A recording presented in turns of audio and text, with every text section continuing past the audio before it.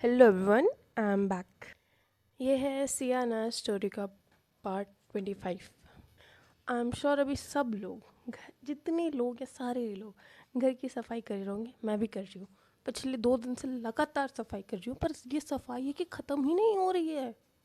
घर का कोना कोना चमक गया है, पर मम्मी एक एक चीज़ निकाल के बोल रहे हैं, इसको भी साफ़ करो, उसको भी साफ़ करो, ये भी करो, वो भी करो। अभी शाम के 8 बज रहे हैं और अभी मैं नहा के आई हूँ। सफाई कर करके परेशान हो गए हम। चलो अब बिना बकवास के स्टोरी स्टार्ट करते हैं, क्योंकि थोड़ी बकवास तो मैंने पहले कर ही लिया है। लास्ट पार्ट में हमने देखा था कि ईशा लास्ट पार्ट में हमने देखा था कि सिया अनाया की थोड़ी थोड़ी फिक्र कर रही थी और उसको लाके नींबू पानी दिया था। और अब सिया अनाया के घर से निकल चुकी है। सिया के निकलने के बाद प्रिया, तन्वी और ईशा हॉल में आते हैं। अनाया अभी भी थोड़ा कंफ्यूज ही सोफे पे बैठी हुई थी। प्रिया ने कैजुअली अनाया से पूछा, सिया मैम कहाँ हैं? अनाया धीरे से थोड़ा गिल्ट वाली टोन में बोलती है, वो तो चली गई। प्रिया थोड़ा रिलैक्स होकर कहती है, ठीक है मैं भी निकलती हूँ। वो अपना बैग उठाती है और साइड में खड़ी तन्वी को देखती है। प्रिया तन्वी से कहती है, चलो तुमको नहीं चलना क्या? तन्वी ने रिप्लाई करा, हाँ चलो। इस टाइम तन्वी की जो नज़र थी वो ईशा की तरफ थी। तन्वी की नज़र ईशा के चेहरे पे अटक सी गई थी, और जैसे ही ईशा को ये महसूस होता है कि तन्वी उसकी तरफ देख रही है, और वो देख नहीं रही है, वो टुकटुकी लगा के देख रही है उसकी तरफ। वो डायरेक्टली तन्वी से पूछ लेती है, क्या हुआ, आपको कुछ बोलना है मुझसे? तन्वी इस टाइम दिल ही दिल में बोल रही थी, चाहिए तो बहुत कुछ, पर अभी नंबर दे दो, नंबर काफ़ी है। पर ये सब वो सामने नहीं कह पाई। थोड़ी सी नर्वसनेस थी और बहुत सारी हिचकिचाहट। उसने अपनी फीलिंग्स वहीं दबा दी और कैजुअली कहा, नहीं नहीं, चलो फिर मैं भी चलती हूँ। जैसे ही तन्वी ने जैसे ही जाने की बात करी, ईशा के दिल में एक हल्की सी अजीब सी फीलिंग उठी थी। उसको वो समझ नहीं आया ये फीलिंग क्यों आई और तन्वी के ये बोलने से क्यों आई। पर ईशा ने कुछ रिएक्ट नहीं करा। तन्वी बस अपना बैग उठा के निकल ही रही थी, पर निकलते निकलते उसने अनाया को बाय बोला। तन्वी ने कहा, बाय अनाया, अपना ध्यान रखना। अब तन्वी तो तन्वी है, बिना वो नंबर लिए तो जाएगी नहीं। तो तन्वी ने एक स्मार्ट मूव करा। तन्वी का फ़ोन सोफे पर रखा हुआ था। तन्वी ने अपना फ़ोन धीरे से सोफे के साइड में जो कॉर्नर में प्लेस होती है वहाँ पे डाल दिया। इस टाइम तन्वी के फेस पे एक बहुत शैतानी स्माइल थी, और उसके मन में एक बहुत ज़्यादा खुशी थी कि अभी भी एक चांस है ईशा का नंबर लेने का। तन्वी बिना कुछ कहे बस नॉर्मली ईशा को बाय बोल के जाने लगी।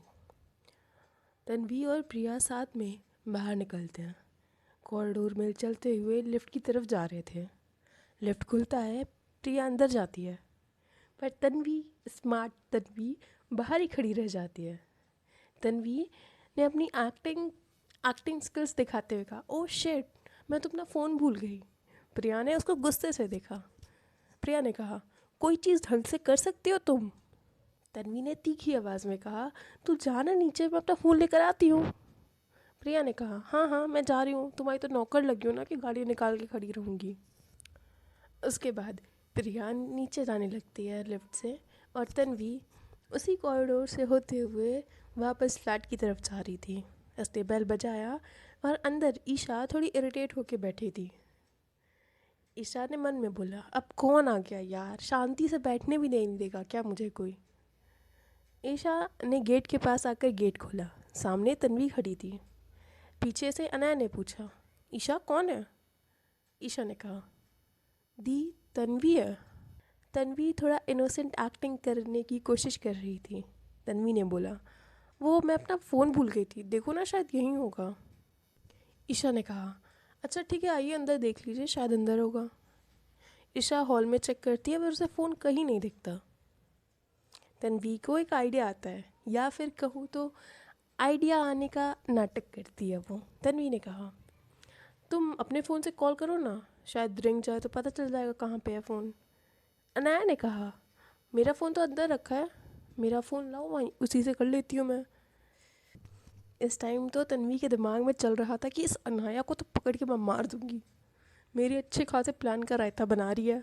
तन्वी ने आगे ड्रामा करते हुए कहा, छोड़ ना यार, अब अंदर नहीं जाना, तुम डायल करके देखो ना ईशा। तन्वी अपना नंबर ईशा के फ़ोन में डायल करती है और कॉल करती है। रिंग बजती है सोफ़े के कोनों में। अनया थोड़ी हैरानी के साथ, अरे फ़ोन यहाँ सोफ़े के कॉर्नर में है, ये यहाँ कब घुस गया? तन्वी ने कहा, हाँ वो शायद मैं वहाँ बैठी थी ना तो अंदर घुस गया होगा। अनया और ईशा ने ज़्यादा नहीं सोचा। तन्वी कैजुअली अपना फ़ोन उठाती है और बड़े कूल टोन में कहती है, ठीक है चलो मैं चलती हूँ, बाय, फिर मिलेंगे। इसके बाद तन्वी वहाँ से निकल जाती है। पर वो अंदर से बहुत ज़्यादा खुश थी। फाइनली उसको ईशा का नंबर तो मिला। उसके चेहरे पे ही उसकी खुशी दिख रही थी। और नीचे पार्किंग में प्रिया उसका वेट कर रही थी। जैसे ही तन्वी कार के पास पहुंचती है, प्रिया ने देखा कि इस लड़की के चेहरे पे इतनी खुशी। प्रिया ने मन में कहा, ये नक्चड़ी इतनी खुश क्यों है आज, जैसे कोई डायमंड मिल गया हो।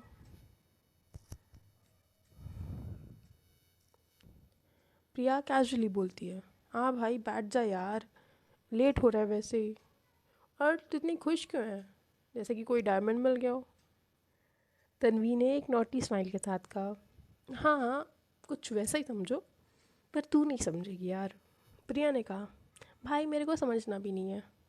तन्वी ने उसका रिप्लाई करते हुए कहा, समझना नहीं है तो पूछ क्यों रही है, अब कार चला भाई। प्रिया गुस्से में कहती है, ऑर्डर क्या दे रही है, नौकर नहीं हूँ मैं तेरी। तन्वी उसको टीज करते हुए कहती है, हाँ अरे माते, कितना लड़ती है तू, कार चला ले भाई, घर भी जाना है मुझे। प्रिया ने कहा, हाँ तो ठीक है ना, फिर अच्छे से बोलो।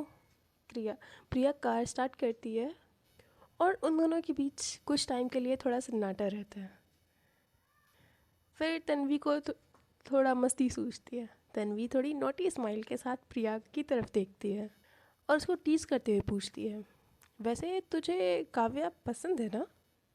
ये सुनकर प्रिया एकदम शॉक हो जाती है उसकी तरफ। वो अपनी स्टीयरिंग व्हील थोड़ा कस के पकड़ लेती है, थोड़ा टाइट से। कार का एटमॉस्फेयर थोड़ा टेंस हो जाता है। प्रिया कुछ सेकंड पॉज लेते हुए कहती है, तुझे क्या करना है जानकर, मेरा रिश्ता लेके जाएगी क्या काव्या के घर? इस टाइम तो तन्वी की आंखों में शैतानी चमक रही थी। उसको बस प्रिया को टीज करना था। तन्वी ने कहा, कदर कर ले भाई मेरी, क्या पता मैं ही रिश्ता लेके जाऊँ तुम्हारा काव्या के घर। प्रिया थोड़ा गुस्से में कहती है, ऐसी नौबत ना कभी नहीं आएगी। तन्वी आगे थोड़ा टीजिंग टोन में कहती है, यानी कि तुम काव्या को पसंद करती हो? आय हाय, ये प्यार, यार ये प्यार बहुत अच्छी चीज़ है। ये प्यार का एहसास, उफ, क्या बोलूँ मैं। प्रिया तन्वी को थोड़ी शक भरी नज़रों से देखती है। प्रिया ने कहा, तन्वी तुझको किससे प्यार हुआ है? तन्वी थोड़ा हल्का नर्वस हो जाती है। तन्वी ने कहा, हुआ है, मैं क्यों बताऊँ तुझे, क्यों, किससे हुआ है और कैसे हुआ है, कहाँ पे हुआ है, तूने बताया मुझे कुछ? प्रिया थोड़ा एटीट्यूड दिखा के बोलती है, ऐसी कोई बात नहीं है जो प्रिया को पता ना चले। तो बेटा तन्वी, तुम ये बताओ, तुम ईशा को घूर क्यों रही थी? तन्वी ये क्वेश्चन सुन के थोड़ा शॉक हो जाती है। उसके चेहरे पे तुरंत एक हल्की सी घबराहट सी आ जाती है। तन्वी हकलाते हुए कहती है, क्या क्या क्या बोल रही है भाई, मैं ईशा को क्यों घूरूंगी, और मैंने कब घूरा ईशा को? प्रिया अचानक से ब्रेक पर पैर मारती है। गाड़ी एक झटके से रुक जाती है। प्रिया स्माइल के साथ बट बहुत कॉन्फिडेंट टोन के साथ कहती है, अच्छा तो जो मैं सोच रही हूँ वो सही है, वो सच है ना? तन्वी जल्दी से कहती है, नहीं, तू क्या सोच रही है, ऐसा कुछ नहीं है जो तू सोच रही है, वो बस मेरी दोस्त है और कुछ नहीं। प्रिया के मन में थोड़ी मस्करी चल रही थी, उसको तन्वी के मज़े लेने थे, पर उसने थोड़े स्ट्रिक्ट टोन के साथ कहा, तुझे पता है ना, अगर अनाया को पता चला कि तू उसकी बहन पे लाइन मार रही है, वो तुझे छोड़ने नहीं वाली। तन्वी ने थोड़ा अकड़ के साथ कहा, डरा किस रही है, मैं नहीं डरती किसी से। प्रिया अपना सर हिला के कहती है, अच्छा देखते हैं। वैसे चल उतरो, तेरे घर के सामने ही हम। तन्वी गेट खोल के बस उतर ही रही थी, प्रिया ने फिर से कहा, और हाँ, ईशा को भूल जा, वो तुझे पसंद नहीं करती है। तन्वी ने थोड़ा कॉन्फिडेंट टोन के साथ कहा, हाँ तो क्या हुआ, नहीं करती पसंद तो कर लेगी। प्रिया ने उसे घूर कर कहा, और ये कैसे करेगी वो पसंद तुझे, तेरा उसका मिलना भी तो नहीं होगा कभी। तन्वी थोड़ी कॉन्फिडेंट स्माइल के साथ प्रिया को आँख मार कर कहती है, उसका जुगाड़ मैं कर लूँगी। तू क्यों सोच रही है इतना, तू अपनी काव्या पे ध्यान दे। ये बोलकर तन्वी कैजुअली गेट खोल के वहाँ से निकल जाती है। प्रिया इस बात से थोड़ा सा शॉक होती है, बट वो कहती है आगे मन में, वाह क्या बात है भाई, हर जगह प्यार मोहब्बत ही चल रहा है, अब मैं ही बाकी हूँ क्या बस। वहाँ से प्रिया अपने घर की तरफ निकल जाती है। दूसरी तरफ अनाया अभी भी सोफे पर बैठी हुई थी, थोड़ा सा कन्फ्यूज़न और गिल्ट के साथ। ईशा किचन में थी। अनाया ने बहुत सॉफ्टली ईशा का नाम लेके उसे बुलाया, ईशा बच्चा। उसने ईशा से कहा, यार ईशा बता देना क्या हुआ था कल, सॉरी इस बार नहीं डांटूंगी मैं। ईशा थोड़ा मुंह बनाती है और फिर बोलती है, अच्छा ठीक है बोलती हूँ। ईशा अनाया को सब कुछ डिटेल में बताती है कि उसने क्या किया, उसने ड्रिंक किया था, फिर उसने कैसे बिहेव किया, सिया का केयर, और क्या क्या हुआ, सब कुछ डिटेल में बता दिया। इस टाइम अनाया ये सब सुन के बहुत ज़्यादा इरिटेट हो चुकी थी। अनाया ने अपना सर पकड़ के बैठ गई। अनाया ने कहा, यार मैंने इतना सब कुछ कर दिया, ये सब कुछ ख़राब हो जाएगा इससे।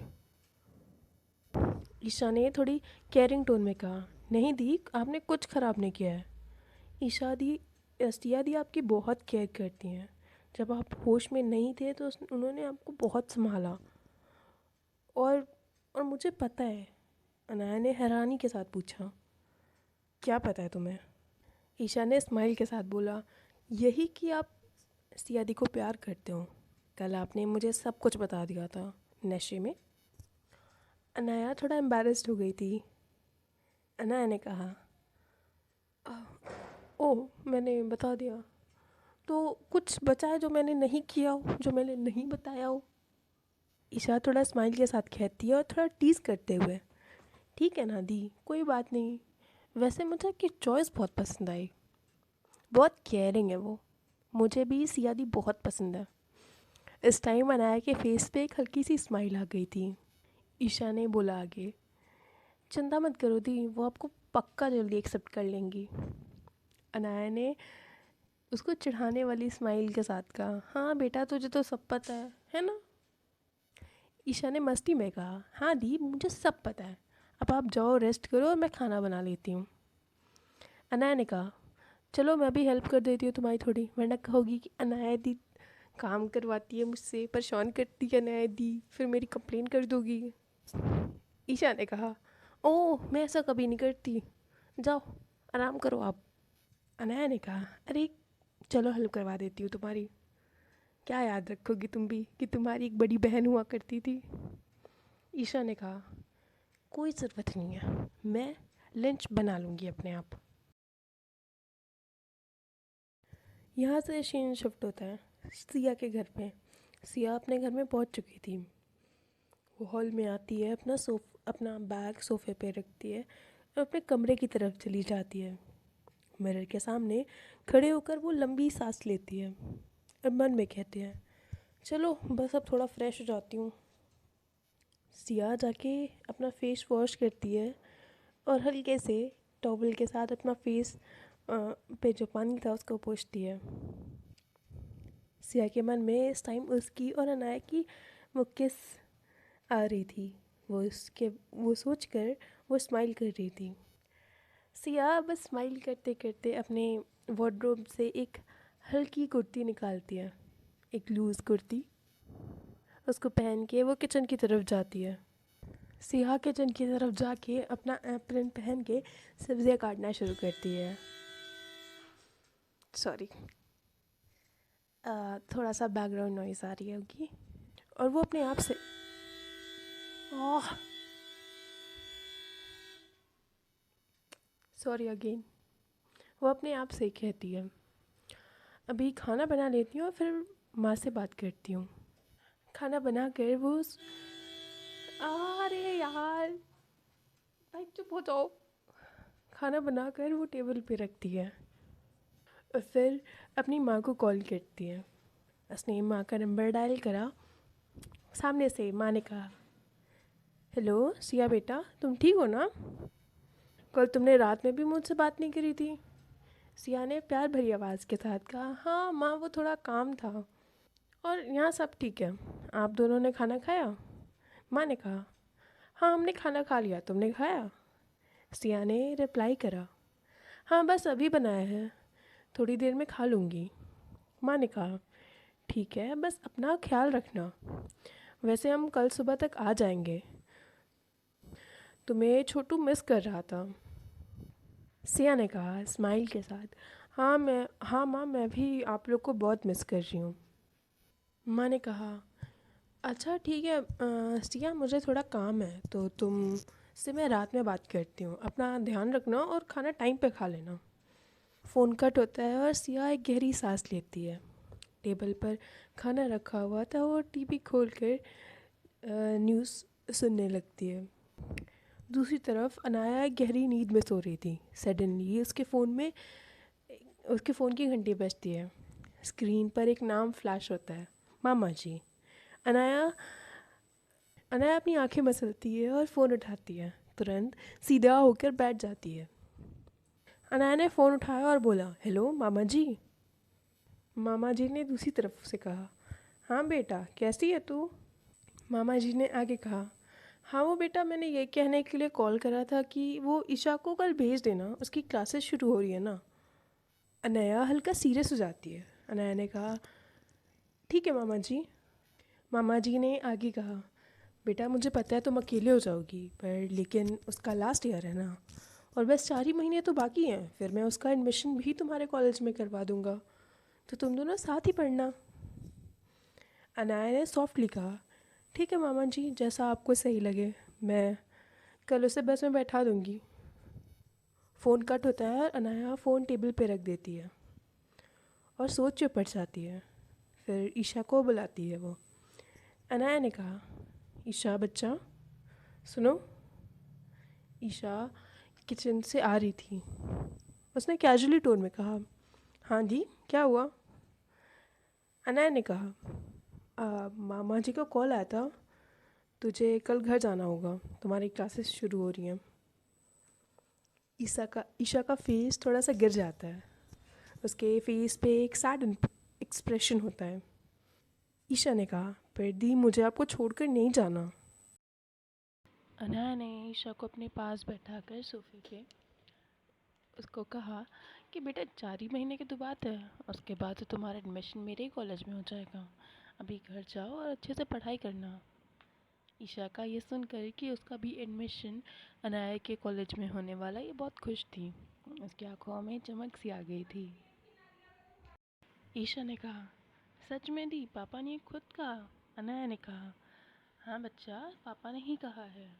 अनाया ने थोड़ा टॉपिक चेंज करने के लिए और थोड़ा माहौल चेंज करने के लिए कहा, वैसे खाना बन गया, तुमने क्या बनाया है? ईशा ने रिप्लाई करा, आपका फेवरेट आलू पराठे। अनाया ने कहा, सुनने में तो अच्छा लग रहा है, पता नहीं कैसा होगा। ईशा ने कहा, जैसा भी हो मेरे हाथ से खाने को मिल रहा है तो अच्छा ही है, और आपको अच्छा बोलना पड़ेगा। आज के लिए अभी इतना ही काफ़ी है। और मैंने ये वाला पार्ट रिकॉर्ड करा था दिवाली के पहले, और अभी दिवाली का एक दिन बीत चुका है और मैं इसको अभी अपलोड कर रही हूँ, क्योंकि ये पार्ट थोड़ा सा आधा अधूरा छूट गया था और बहुत ज़्यादा पटाखे छूट रहे थे, गाड़ियों के हॉर्न की आवाज़ आ रही थी, स्टोरी रिकॉर्ड ही नहीं हो पाई थी। और सबको हैप्पी दिवाली, सब एंजॉय करना घर पे। थोड़ी सी मेरी स्टोरी भी सुन लेना। बाय, मिलते हैं नेक्स्ट पार्ट में, जल्दी ही मिलेंगे शायद।